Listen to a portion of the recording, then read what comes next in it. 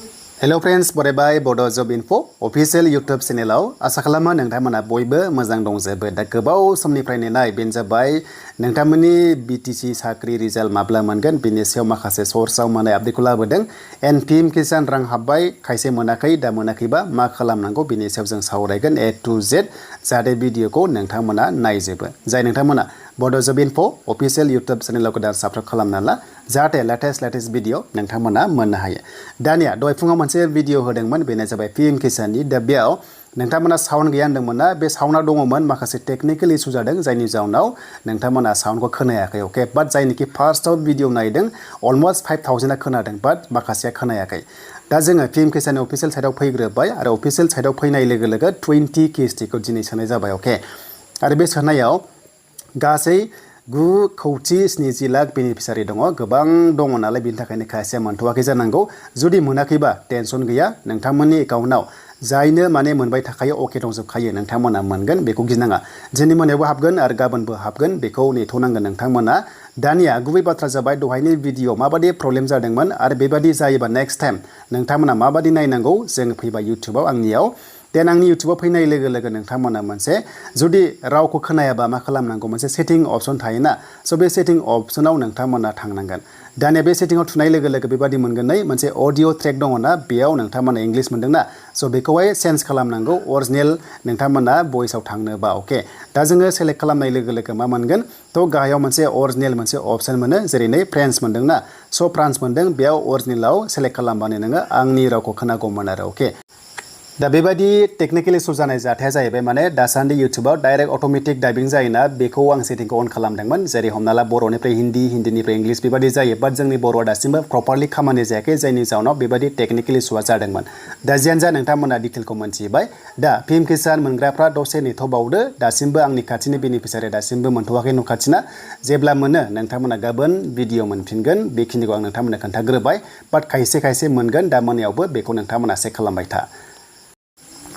दायो जोङो CSB पर्टेलाव फैबाय दा मोजां बाथ्रा गाबोननिफ्राय PNRDनि बाइबा टेस्टआ जागायसिगोन क'क्राझार चिरां सेक्रेटारि पस्टआव एन्ड नेक्स्ट डेयाव 4 आगस्टआव हमना ला उदालगुरि बाक्सा थागोन प्लास तामुलपुर थानो हागौ बेखौ कमेन्ट खालामदो। दा बेयाव बाइबा टेस्ट होनो थाङोबा नोंथांमोना माखासे एग्जाम्पल लाबोदों PNRD डिपार्टमेन्टआ गासैबो नलेजआ नोंथाङा माने थानांगोन आरो अके बेखौ सोंनाय जाखागोन आरो PNRDआव माखासे स्किम थायो दा मोननैसो स्किमनि सायाव आं नोंथांमोननो बेवहाय एग्जाम्पल लाबोदों जेरै हमना ला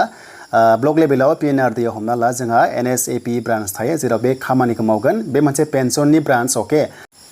दा बे पेन्सनखौ स्टेट आरो सेन्ट्रेलाव राननाय जायो बिनि गेजेराव माखासे स्किम थाबावगोन नाम थागोन बे नामफोरखौबो नोंथांमोना नायबानो जाबाय जेरै एग्जाम्पल विड' पेन्सन बेनिफ्राय डिसेबिलिटि पेन्सन बा बेनिफ्राय अल्ड एज पेन्सन थायो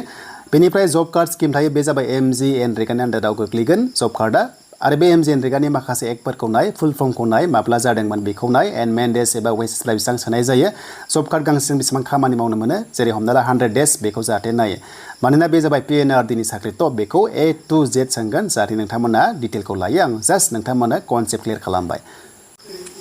दानिया रिजाल्टनि बागै जों सावरायबा फार्स्टआव जों लानांगोन ग्रेड 4 हिसाबै 460 दङ दा बेनि रिजाल्टआ दिनै फैयाबा 4 आरो 5 आगस्टनि गेजेराव फैनाय चान्सआ दङ सर्सआव मोनदों अके अफिसियेल नङा बाट सर्सआव मोनदों टाइमानो गैखाला नालाय बेखायनो 4 निफ्राय 5 आगस्टनि गेजेराव बे रिजाल्टआ फैनाय चान्सआ दङ आरो बिनि बाथ्राखौ गाबोन मोनसिगोन बेनो जाबाय गाबोन उदालगुरि कलेजाव मोनसे स्पेसियेल इनिशिएटिभ मिटिं दङ BTCनिफ्राय बेयाव BTCनि चिफ बिथाङा थागोन जेराव नोंथांमोना लाइभबो नुनो मोनगोन बेखौ पस्टारखौ नायबानो जाबाय जे नोंथांमोना गाबोन बिनि बागै मोनाबिलियाव आपडेटखौ मोनफिनगोन जे BTCआव साख्रिया माला मोनमारगोन गाबोन माखासे बाथ्रा बेरखांनो हागौ दा बेखौ नोंथांमोना गाबोन मोनफिनगोन नेक्स्ट लेभेलाव आपडेटखौ नेना थाथ'दो।